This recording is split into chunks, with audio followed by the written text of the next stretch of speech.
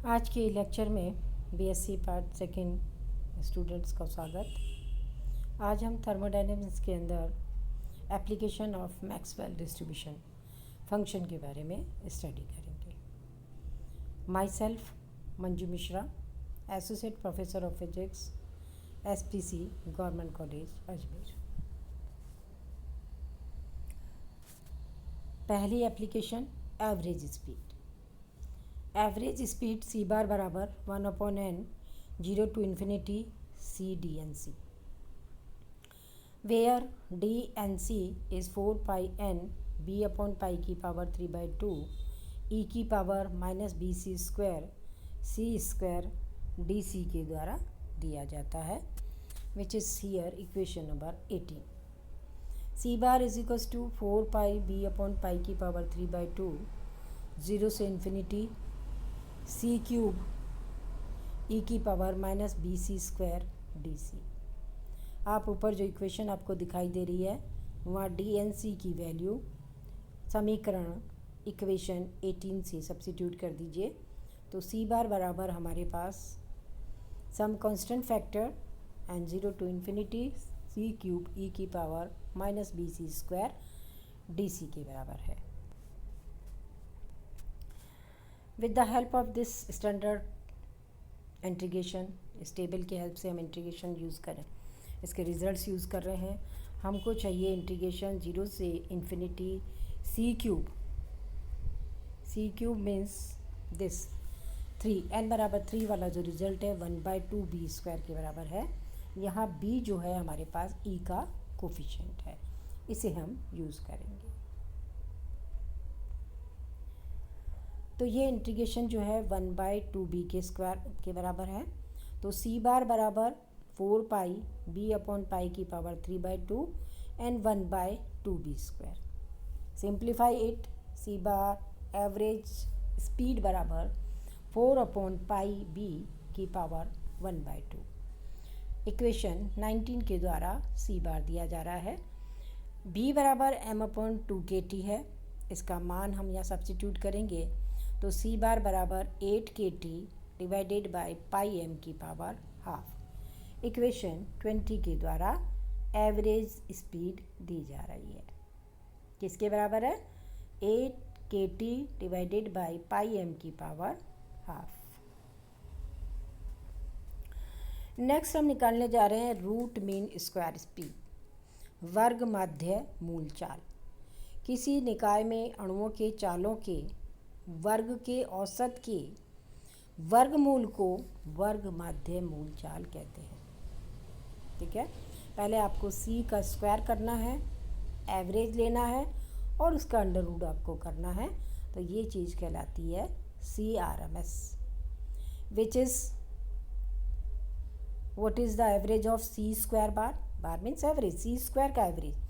तो डेफिनेशन के according 1/n 0 से infinity c square d n c इस सी स्क्वायर बार, इसकी पावर 1/2 लगा लीजिए।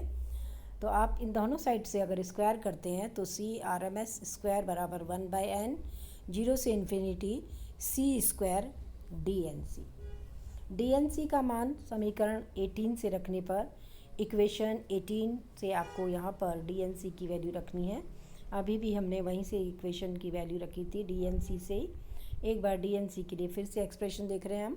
Equation number 18, d n c is equals to 4 pi n b upon pi की power 3/2 e की power minus B C square c square D c. इस 18 equation से आप value substitute कर दीजिए।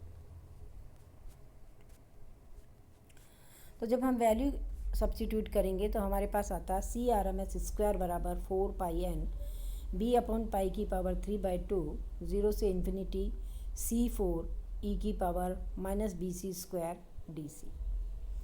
जो हमने अभी आपको टेबल बताई थी उससे आप 0 से इन्फिनिटी C4 ई की power minus b square D c की वैल्यू देखिए, which is 3/8 pi upon B5 की पावर हाफ है। मैं आपको टेबल में एक बार दिखा देती हूँ। ये टेबल में वैल्यू देखिए, n बराबर 4 के लिए 3/8 पाई अपॉन B5 की पावर हाफ इसकी वैल्यू आती है जब हम इंटीग्रेट 0 से इन्फिनिटी के बीच में करते हैं। स्पीड के केस में हमें इंटीग्रेशन 0 से इन्फिनिटी के बीच में करना है। तो CRMS बराबर 3/2 b की पावर हाफ आया। CRMS बराबर b की वैल्यू सब्स्टिट्यूट की हमने, तो 3/3 kT/m के बराबर अंडर रूट ये वैल्यू आती है हमारे पास CRMS की। इक्वेशन 22 के द्वारा CRMS root mean square speed की वैल्यू दी जा रही। मोस्ट प्रोबेबल स्पीड कैसे डिफाइन की जाती है? किसी निकाय में सर्वाधिक अणु जिस चाल से गति करते हैं उसे अधिकतम प्रोबेबल स्पीड कहते हैं। मैथमेटिकल रूप से अधिकतम प्रोबेबल चाल C बराबर cm पर dSc/dc की वैल्यू 0 होती है, जहाँ fc बराबर 4πn b/π की पावर 3/2 e की पावर -bc² dc के बराबर है। इसको आप c के विद रेस्पेक्ट डिफरेंशिएट कर दीजिए और फिर उसे 0 सब्स्टिट्यूट कर दीजिए। d/dc 4πn b/π की पावर 3/2 e की पावर -bc² c² इज 0। ठीक है, डिफरेंशिएट कर दीजिए तो आपके पास में जो टर्म आएगी 4πn b/π की पावर 3/2, ये टोटल टर्म आपका ब्रैकेट से बाहर आ गया।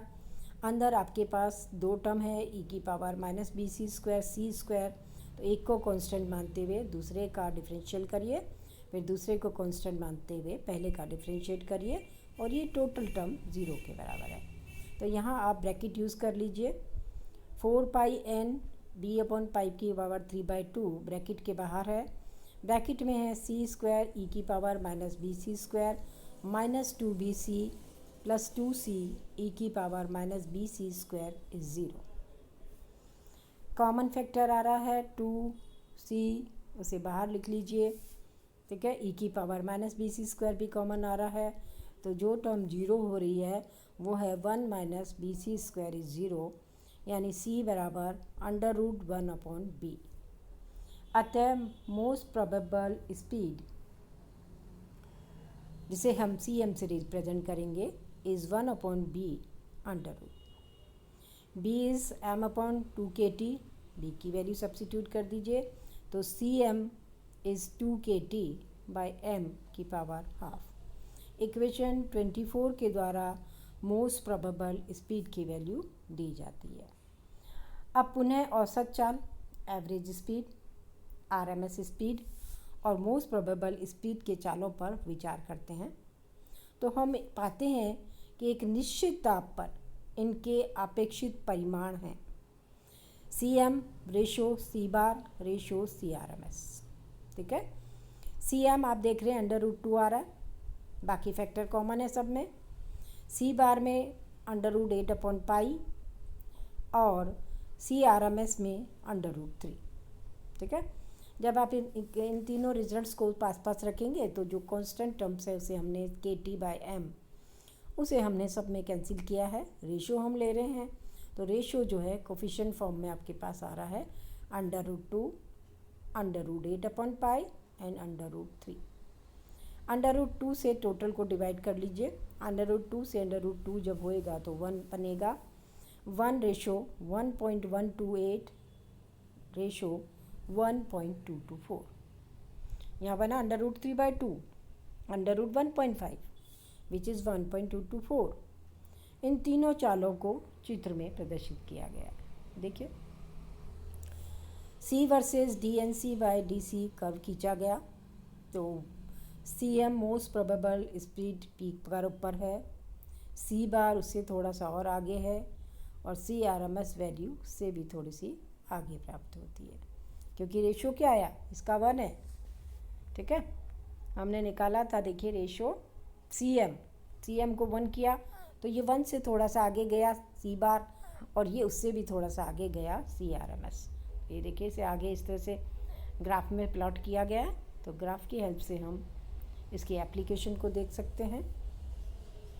ठीक है, नेक्स्ट टाइम हम अभी इसी यूनिट को कंटिन्यू करेंगे। एनर्जी डिस्ट्रीब्यूशन या कुछ और चर्चा करेंगे। अभी ये आर्टिकल हमारा कंटिन्यू रहेगा। धन्यवाद।